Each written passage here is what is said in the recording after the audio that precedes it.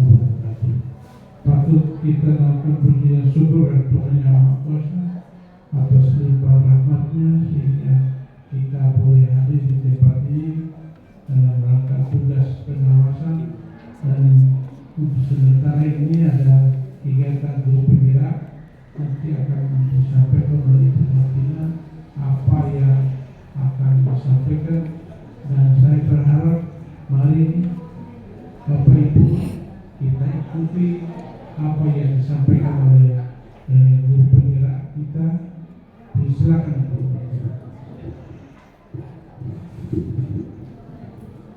Terima kasih kepada Bapak Kepala Sekolah selaku pimpinan SMA Negeri 1 Toraja Utara. Terima kasih kepada pendamping kurikulum.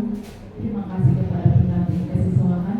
Terima kasih kepada pendamping sarana prasarana di SMA Negeri 1 Toraja Utara. Dan terima kasih pula kepada semua rekan guru yang berkenan hadir di tempat ini untuk mengikuti program yang kami rancangkan untuk pengelolaan sekolah, ya. Pengelolaan program yang berdampak positif pada murid. Jadi Bapak Ibu guru yang hebat, mohon ketenangannya sejenak, hanya berapa menit, tidak sampai barangkali 30 menit, karena ini kita di tag video dan itu akan diupload di PMM. Ya, langsung saja. Pengelolaan program yang berdampak positif pada murid. Ini di sekolah ada 3 program yang berbentuk intrakurikuler, ekstrakurikuler, dan co-kurikuler. Dalam program itu, program sekolah itu bertujuan untuk menciptakan sikap kepemimpinan siswa. Jadi semua program sekolah itu ditujukan ke siswa, semua untuk siswa, karena yang akan kita bina di sini adalah siswa. Jadi guru hanya fasilitator, karena tujuan pembelajaran adalah kepada siswa. Ya. Dalam membuat program pengelolaan yang berdampak positif pada guru, ya, kita harus melibatkan siswa, ya, karena siswa adalah student agency, artinya kepemimpinan siswa. Dalam student agency harus ada tercakup 3 hal. Nah, sebelumnya saya mau tayangkan, tapi karena SD-nya kita terganggu, 3 hal, yaitu yang pertama voice. Ya. Yang ini siswa itu voice. Guru saya itu pasti tahu apa voice, suara siswa. Artinya di sini siswa berperan untuk memberikan suara, memberikan suara dalam bentuk baik diskusi, umpan balik, dan sebagainya. Yang kedua adalah choice, ya, choice atau pilihan. Siswa diberikan pilihan, ya. Siswa memilih apa yang akan dipilih dalam maksudnya bentuk apa yang akan mereka pilih untuk mewujudkan program sekolah itu. Dan yang ketiga adalah ownership. Ya. Ownership artinya kepemilikan. Ya. Di sini menumbuhkan sikap siswa itu memiliki apapun yang diprogramkan oleh sekolah. Karena siswa merasa memiliki, maka siswa juga merasa bertanggung jawab dalam hal menjalankan program sekolah. Nah, setelah semua tentang student agency itu terpenuhi, kita analisis, kita juga menganalisis 7 karakteristik lingkungan. Ya. Jadi 7 karakteristik lingkungan itu harus tercakup dalam program pengembangan sekolah. Ya. Yang pertama, lingkungan yang menyediakan kesempatan untuk murid menggunakan pola pikir positif dan merasakan emosi yang positif, hingga berkemampuan dan berkeinginan untuk memberikan pengaruh positif kepada kehidupan orang lain dan sekelilingnya. Yang kedua, lingkungan yang mengembangkan keterampilan berinteraksi sosial secara positif, arif, dan bijaksana.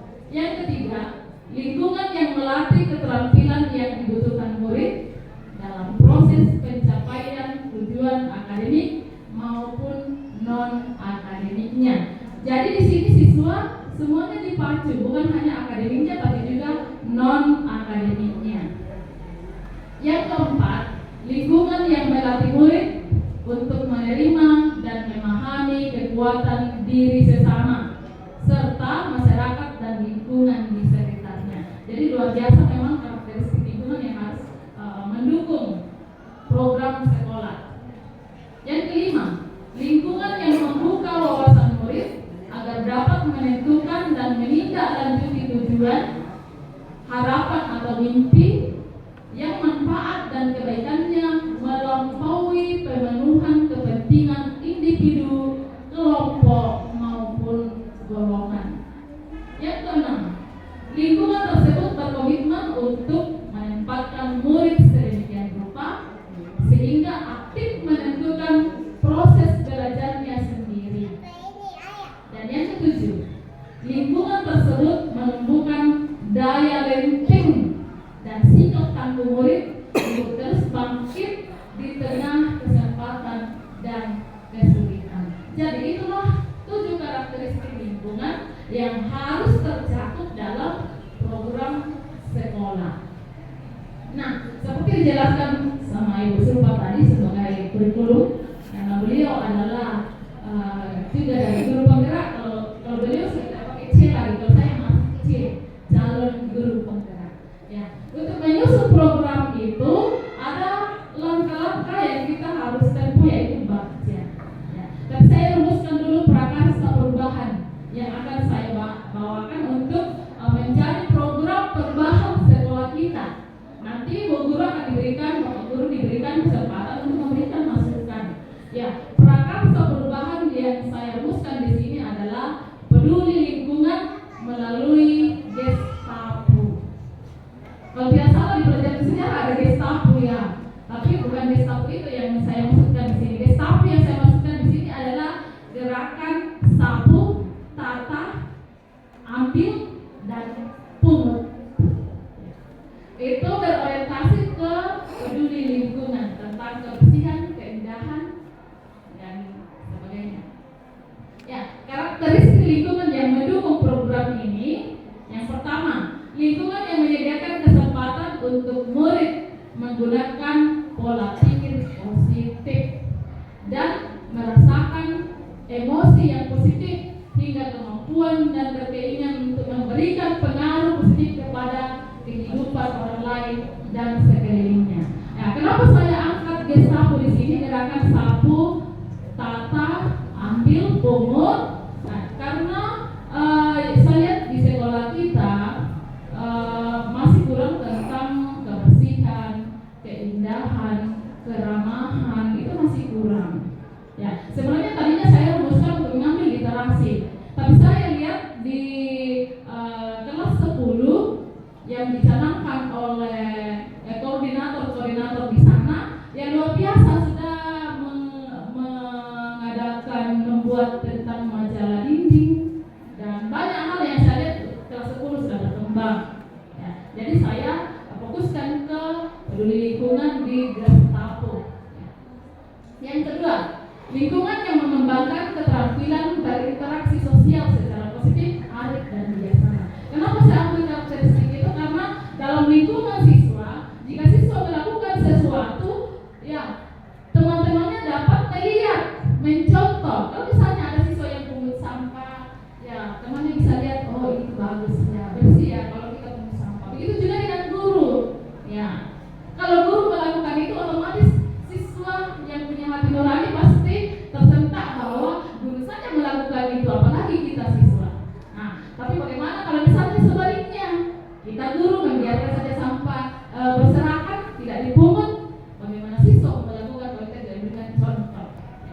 Kemudian yang ketiga, lingkungan tersebut menumbuhkan daya lenting dan sikap tangguh murid untuk terus bangkit di tengah kesempatan dan kesulitan. Kenapa saya masukkan karakter itu di program yang saya programkan?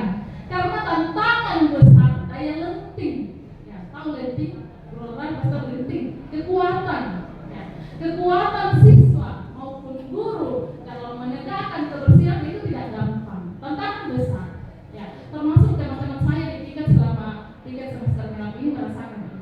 betapa sulitnya kita menegakkan kebersihan, dan itu yang menantang buat siswa kita untuk melakukan itu, dan saya pun merasa tertantang untuk melakukan itu. Makanya 3 karakteristik ini saya libatkan dalam program yang saya rumuskan, karena dalam membuat program sekolah itu harus minimal terdapat 2 karakteristik lingkungan dari 7 karakteristik yang ada. Ya, begitu ya Bapak Ibu guru yang hebat. Nah, tahapan-tahapan yang seperti dijelaskan Ibu Supa tadi, kita harus meneruskan dulu tahapan-tahapannya. Bagja, bukan baja ya Bapak Ibu guru, tapi bagja. Bagja yang akronimnya dari B adalah buat pertanyaan. Jadi kita meneruskan program itu harus membuat pertanyaan dulu. Ya. Nanti akan kita masuk ke sini. Saya jelaskan dulu tadi. Ya, A, ambil pelajaran. Ada pelajaran yang diambil dari seberapa pertanyaan yang dibuat. Yang akan program yang akan kita canangkan ada pertanyaan. Ya. Kemudian G yang berikutnya adalah gali mimpi. Ya, ini yang seolah aneh bagi kita, gali mimpi. Mimpi mau digali, mari kita tidur dan kita bermimpi. Tapi bukan itu yang dimaksud.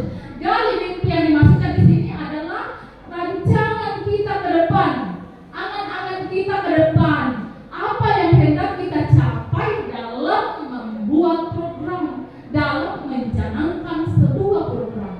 Tentunya kalau kita memprogramkan sesuatu, kita sudah membayangkan akan seperti apa nanti wujudnya ini program saya. Setelah saya rumuskan seperti itu, saya sudah membayangkan bagaimana aslinya SMA 1 kalau betul-betul kita berkolaborasi antara kepala sekolah, wakil kepala sekolah, guru, siswa, staf, dan semua warga lingkungan sekolah, peduli lingkungan. Saya sudah bisa bayangkan bagaimana tentunya sekolah kita, bagaimana berseri-serinya sekolah kita, dan ini sangat menunjang proses pembelajaran. Ini salah satu metode penunjang dari proses pembelajaran. Akankah kita merasa nyaman memberikan pelajaran kalau lingkungan kita kotor? Emper-emper kelas tempat kita mengajar kotor, sampah-sampah di tempat sampah membusuk. Ya. Kemudian EJ, jabarkan rencana. Jadi B, A, G, J jabarkan rencana. Jadi rencana itu sudah dijabarkan. Bagaimana prosedurnya? Misalnya nanti terwujud ini saya punya program, maka rencana itu saya jabarkan bagaimana prosesnya supaya mencapai akar-akar yang ada di bawahnya. Ya. Mulai dari pihak sekolah, wakil, guru, siswa, dan semua warga sekolah, bagaimana supaya program ini mencapai akar-akar yang ada di paling bawah. Kemudian A, ya Pak, jatuh. A, atur eksekusi atau action. Ada action, bukan sekedar kita memprogramkan, bukan sekedar kita menyusunnya sedemikian sehingga rapi untuk dilihat dan dilaporkan, tidak. Tapi ada aksi. So mimpi besarnya kita kalau kita dapat mewujudkan itu. Dan saya mengapresiasi rekan-rekan piket yang sudah berupaya selama ini, selama semester genap ini. Ya, mari terus bersemangat. Kita berkolaborasi dengan siswa, pihak sekolah supaya program itu dapat terwujud. Nah, yang kita mau gali sekarang adalah B dan A. Buat pertanyaan dan ambil pelajaran. Nah, buat pertanyaan sih, mari kita buat pertanyaan. Kira-kira pertanyaan bagaimana yang kita buat untuk mewujudkan rencana ini? Ya, pertanyaan apa kira-kira? Ya?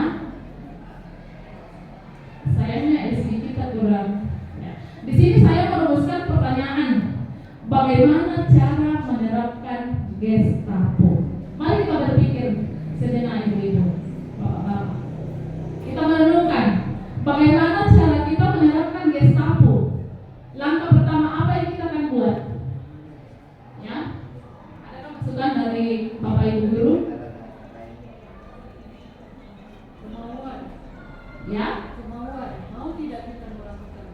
Ya, yang pertama menurut Bu Regina adalah kemauan ini benar. Ya, kemauan, ada kemauan dulu.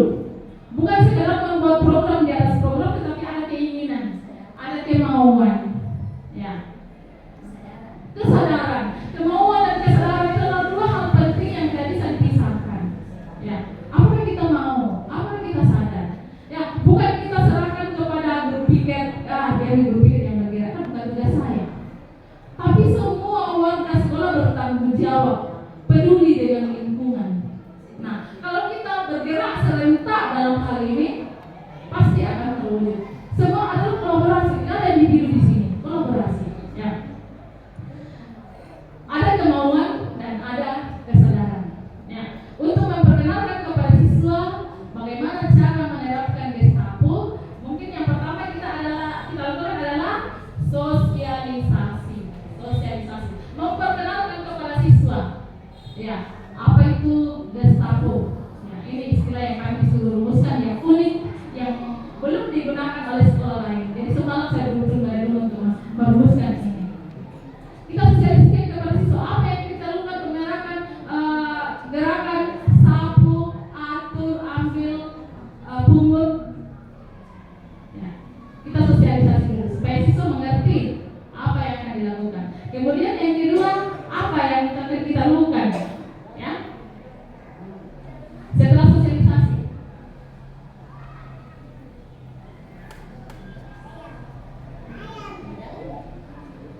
Ibu Deborah silakan.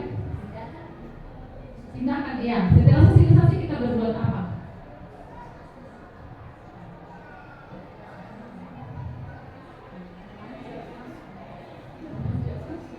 Ya, setelah bersosialisasi kita mengajak siswa bagaimana caranya? Kita membuat kelompok. Ya, kalau dulu ada kelompok 5K, keamanan, kebersihan, ketertiban, keindahan, kekeluargaan. Ya, tapi itu sudah terkubur dalam-dalam. Makanya saya ambil ini karena kembali masuk di program ini. Ya. Kita membuat kelompok mereka. Siapa yang bertugas di ini, siapa yang bertugas itu. Ini kolaborasi dengan OSIS, pembina OSIS dan semua warga sekolah. Kemudian kita masuk pada ambil pelajaran. Pertanyaannya berambil pelajaran, apa saja yang dapat menumbuhkan rasa peduli? Apa saja yang dapat menumbuhkan rasa peduli pada lingkungan? Ya, ini tanamkan ke siswa. Apa yang bisa membuat mereka peduli? Ya.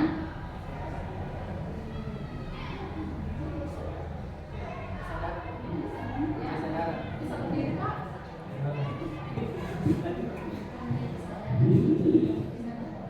Ya. Kesadaran. Ya. Apa saja yang dapat menumbuhkan rasa peduli pada lingkungan? Yang pertama ya kesadaran. Kesadaran pribadi lepas pribadi. Tidak akan terwujud kalau warga sekolahnya tidak sadar. Ya, misalnya mungkin selama ini minta maaf lewat forum ini, mungkin ada guru yang kurang nyaman saat saya jalan sebagai guru piket mengontrol kebersihan, dan jika saya temukan ruang kelas yang kotor, otomatis gue instruksi dulu, mohon bersihkan dulu sampahnya, buang, detail, baru bersih. Saya ingat tahun di zamannya Ibu Ike masih sekolah di sini, Bu Ike ya masih ingat di kelasnya Bu Ike itu kan kebiasaan saya tidak mau masuk kelas kalau kotor.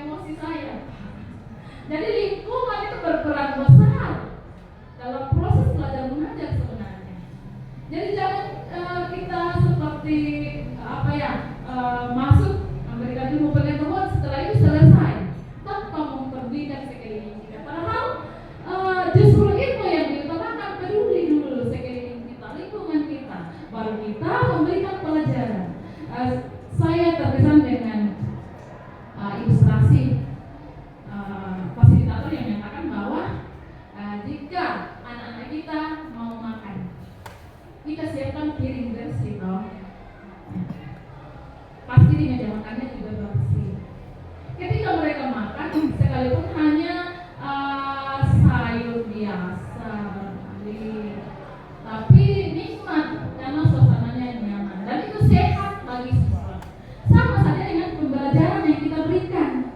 Jika kita kasih makan siswa dengan ilmu yang ada di otak kita berikan ke siswa, pada saat lingkungan mereka itu bersih, nyaman, maka dengan sehat mereka akan memperoleh apa yang kita berikan.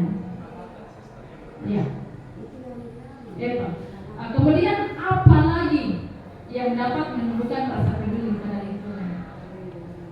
Ya. Bapak Ibu guru, mari kita sama-sama bergerak, bukan bergerak sendiri, kita sama-sama bergerak, menggerakkan ya, dan tergerak.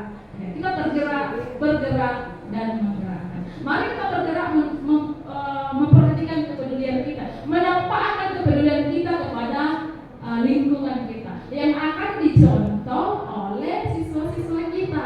Saya lihat selama saya bertugas di tiket, kalau saya sudah ambil sapu, akan disemangat sekali. Di dalam pikirannya itu saja menyapa lagi kita. Tapi ketika saya berdiri, sapu itu, akar itu, pel itu, mereka sepertinya merasa terbeban. Tapi ketika saya sama-sama bekerja, mereka semangat. Ya, maka tidak jarang keterangan katakan kami mau ya, sini bu sapunya kami mau yang menyapu. Kan seperti itu. Itu menumbuhkan kesadaran.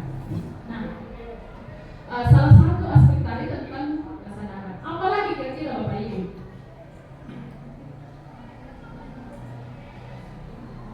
Ya? Ya, tindakan. Bisa Pak Rumput jelaskan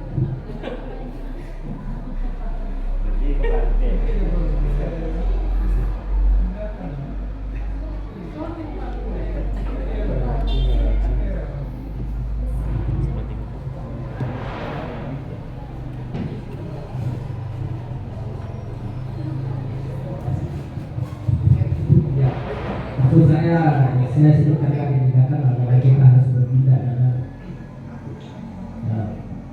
jangan cuma berteori, tapi kita harus bertindak dalam melaksanakan apa tadi gestapo ya, yaitu terima kasih. Luar biasa dari Pak Rumput. Ya memang harus ada tindakan, bukan sekedar membuat slogan-slogan, membuat rancangan yang indah, tetapi tidak ada aksi. Jadi harus ada aksi. Masih ada kan Bapak Ibu guru? Bu Regina silakan. Merasa bersalah kalau tidak melakukan. Iya betul. Rasa bersalah kalau tidak melakukan. Nah, ini dari Bu Regina menyatakan bahwa ada rasa bersalah. Ya. Jika kita punya hati nurani, pasti kita merasa bersalah kalau tidak melakukan. Termasuk saya selama piket. Ya. Kalau saya di rumah bisa pikir kalau saya tidak ke sekolah melakukan tugas saya hari ini, betapa berat. Ya, seperti kita disebut tadi bahwa tidak gampang. Ya, memikul satu beban itu kalau kita perlu bertanggung jawab pasti kita merasa terbebani. Ya. Harus seolah-olah itu hasrat kita. Kalau hasrat kita tidak terpenuhi, bagaimana itu jiwa Pak ya? Itu masih ada Bapak Ibu guru? Masih ada?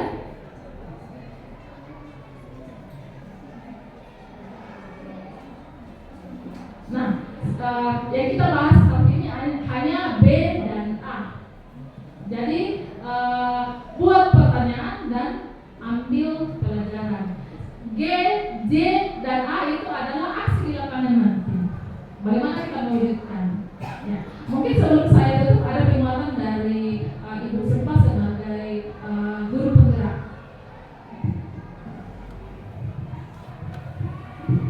Ya, terima kasih atas kesempatannya. Seperti di awal tadi saya sudah menjelaskan sedikit tentang Bagja dan bahwasannya teknik Bagja ini bukan hanya di dalam memprogramkan apa program sekolah kita, tetapi dalam membuat juga merancang pembelajaran.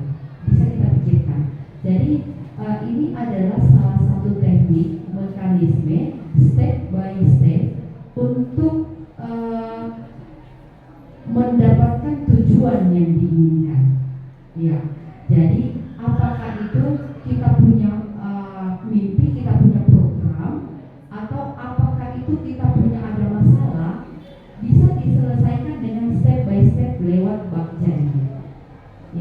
Jadi kalau misalnya salah satu tadi yang dijelaskan oleh Ibu Martina bahwa program sekolah, impian program sekolah. Nah, program sekolahnya tadi itu bagaimana budaya positif tentang lingkungan yang bersih, sehingga dari program yang dirancang itu dibuatlah pertanyaan. Jadi untuk mendapatkan sampai actionnya nanti ada step by step yang harus dilalui supaya mekanismenya terarah.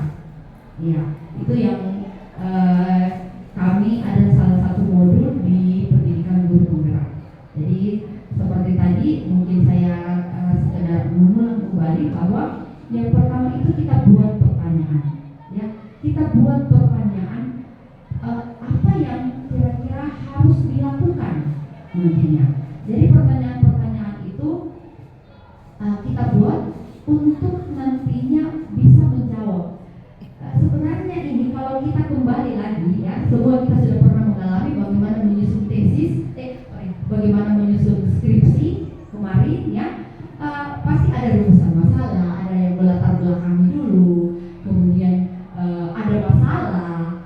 Jadi seperti inilah sebenarnya salah satunya. Nah, kalau ke pendidikan guru penggerak sekarang lagi baca. Jadi ada pertanyaan dulu, ada masalah dulu. Jadi ada pertanyaan, jadi kita buat pertanyaan. Nah, dari pertanyaan-pertanyaan itulah, tetapi pertanyaan itu yang dikatakan Ibu Martina tadi, bahwa pertanyaan itu kalau bisa, karena ini di kurikulum merdeka ini kita usahakan bagaimana student center. Jadi kita benar-benar itu menjadi fasilitator. Jadi minta maaf ya Bapak Ibu, proses pembelajaran atau metode-metode pembelajaran hari ini kalau bisa kita hilangkan itu student teacher center, hilangkan itu. Jadi setiap kita merancang proses pembelajaran, bagaimana anak yang action kita tinggal mengarahkan.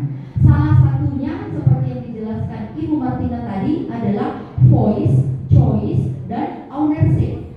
Nah, jadi misalnya dalam proses pembelajaran ini sudah beberapa kali juga saya bagikan atau saya share di ketika pertemuan-pertemuan P5, bahwa misalnya kemarin dengan Ibu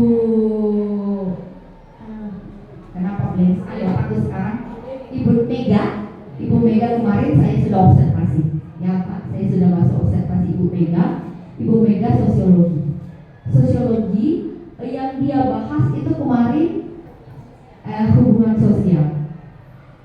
Bagus sekali, hubungan sosial. Actionnya Ibu Mega di dalam kelas adalah, kita share ya, budaya positif. Actionnya Ibu Mega adalah memberikan kesempatan kepada siswa mengidentifikasi kasus-kasus yang ada di dalam lingkungan sekolah, masalah-masalah yang ada di dalam lingkungan sekolah. Kemudian setelah itu menampung masalah itu, siswa diberi kesempatan untuk mendiskusikan apa yang menyebabkan kasus ini, kenapa bisa kasus ini muncul. Jadi kemudian mereka diberi kesempatan lagi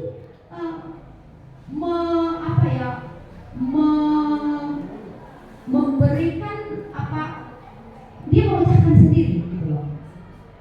Artinya bahwa diberi kesempatan mereka mendiskusikan untuk keluar dari masalah itu. Seandainya menurut kamu masalah ini yang kamu sudah identifikasi, jadi disuruh siswa dulu disuruh mengidentifikasi masalah-masalah sosial yang muncul di sekolah. Sudah itu siswa diberi kesempatan untuk memikirkan kenapa masalah ini muncul.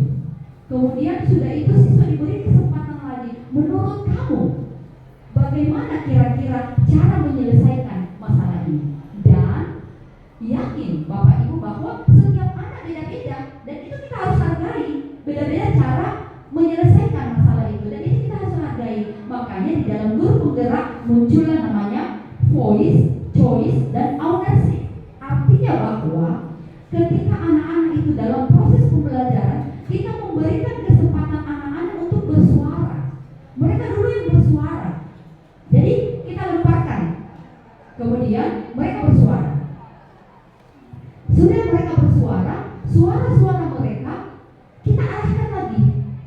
Kita guru yang mengarahkan sehingga suara-suara yang mereka lontarkan itu punya pilihan. Mereka yang punya pilihan sendiri.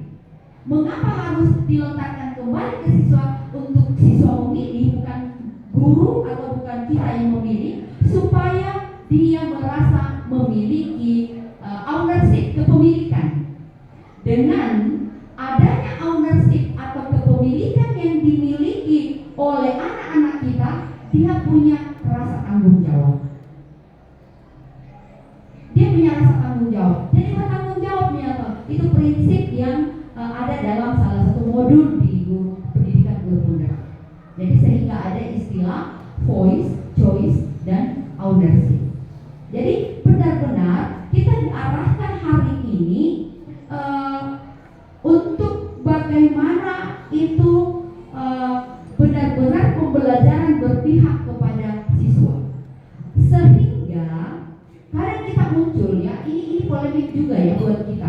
Kadang kita berpikir begini, kapan selesainya ini pelajaran ini, kalau begini kau tunggu, mendingan aku kasih tahu apa saja. Nah, kembali lagi teacher center. Kembali lagi kita guru yang taman siswa. Nah, itu tidak diharapkan, sehingga kurikulum Merdeka Belajar memberikan kemerdekaan kepada kita untuk memilih materi yang dianggap esensi. Tidak serta-merta apa yang disiapkan di dalam kurikulum harus semuanya habis diselesaikan. Apa yang disiapkan di buku-buku yang kita beli ada semua harus diselesaikan. Tidak, Bapak Ibu. Tetapi melihat materi yang esensi yang bisa kita kembangkan anak, bisa kita pandu anak, fasilitasi anak untuk mampu menyelesaikan masalah. Itu esensi dari kurikulum Merdeka. Jadi tidak ada lagi sekarang, materi ini belum bisa ibu ajar, ini orang semester. Materi yang ini belum bisa ibu kasih kenal anak-anak belum. Tidak apa-apa yang mereka tidak dapat. Itu kurikulum Merdeka. Sehingga sekarang juga ujian masuk perguruan tinggi negeri, kan kita kadang kemarin takut, nanti masuk di soalnya anak-anak masuk ujian perguruan tinggi negeri, nah kita belum ajarkan, kan salah satu kendalanya kemarin kita itu, nanti masuk di soal ujian nasional, nah kita belum ajarkan, materi ini saya belum ajarkan, saya harus kecepatan 120. Kadang ya, kalau kemarin-kemarin, dan saya pun alami, Bapak Ibu, dan yakin saya semua kita alami. Ya dalam semester mungkin ada yang bisa Pak di Kuamo kecepatan 120 bisa orang pertemuan di balap, tetapi esensinya tidak ada. Nah itu yang pemerintah mau sekarang, sehingga dari situ juga lah rohnya, sehingga ujian masuk perguruan tinggi negeri sekarang diubah menjadi skolastik, penalaran, rata-rata yang bernalar, sehingga proses pembelajaran di kelas kita saat ini adalah bagaimana membuat siswa bernalar. Sehingga itu tadi prosesnya, ada choice, ada voice, ada ownership.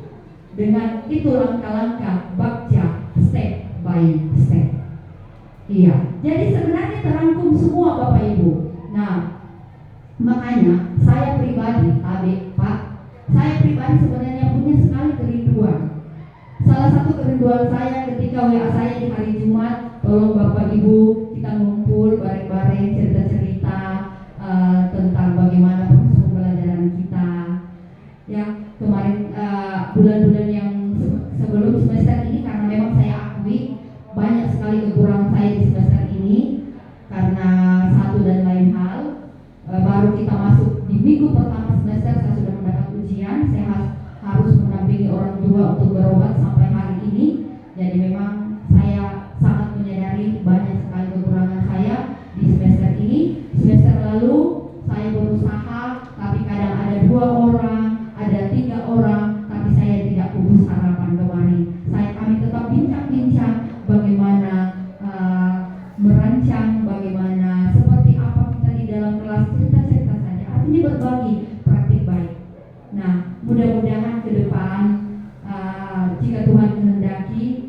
mudah-mudahan komunitas pembelajaran, karena hari ini juga pemerintah memprogramkan itu harus sebenarnya dalam setiap satuan pendidikan ada komunitas belajar.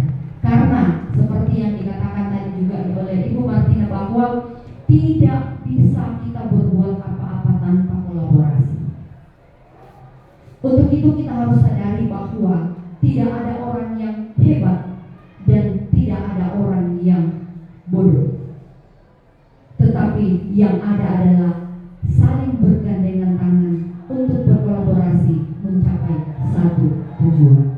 Untuk itu yang diharapkan hanya satu, seringnya komunikasi, seringnya bergandengan tangan. Itu yang selalu saya katakan, di mana-mana itu saya katakan bahwa antara dua dokter dan guru itu hampir-hampir sama, berhadapan dengan manusia. Tetapi kadang perbedaannya adalah ketika dokter ketemu selalu membicarakan pasiennya dan bagaimana menangani pasien itu. Kalau pasiennya begini, bagaimana cara penanganannya, obat apa yang diberikan. Tetapi agak beda sedikit dengan kita guru. Ketika kita guru mendapatkan anak nakal, tidak sangat jarang kita mendiskusikan hal apa yang harus diperlakukan, bagaimana kita mau merangkulnya, bagaimana kita mau memperlakukannya. Tetapi kadang dengan spontan kita, kalau ada kali soalnya itu tadi sudah kamu. Jadi kadang tidak ada solusi. Ya, jadi mudah-mudahan ke depan ketika ada masalah kita berbincang, kita saling berkolaborasi seperti apa, bagaimana untuk mencapai satu tujuan. Dan hanya satu, bahwa seperti yang kemarin saya briefing dengan tim saya yang saya akan observasi, bahwa ingat, observasi ini bukan berarti mau mencari celah, tetapi sama-sama kita mau belajar. Sampai saya pesankan bahwa jangan kamu risih, jangan kamu jengkel, jangan kamu kesal melihat saya kalau mulai dari jam pertama kamu mengajar sampai jam terakhir saya ada di dalam. Karena sesungguhnya saya pun mau belajar. Bukan saya mau mengobservasi kalian, tetapi sesungguhnya saya pun mau belajar. Dan biar bagaimana, pasti ada saja hal-hal yang bisa kita pelajari dari rekan-rekan kita. Iya, jadi mungkin itu terlalu panjang, masih ada sesi kedua. Mungkin itu dari saya, dan saya ucapkan terima kasih atas kesetiaan kebersamaan kita di dalam kegiatan kita hari ini. Semoga kedepannya betul-betul seperti yang filosofi KHD mengatakan bahwa kita guru sesungguhnya atau sejatinya kita adalah hamba anak-anak kita. Hamba bukan seperti konteks orang Toraja, tetapi hamba bagaimana kita merancang, menghadapi, mendidik anak-anak kita yang benar-benar keberpihakan itu ada pada anak-anak kita. Iya, demikian dari saya. Terima kasih. Mohon dimaafkan atas segala kekurangan saya. Terima kasih.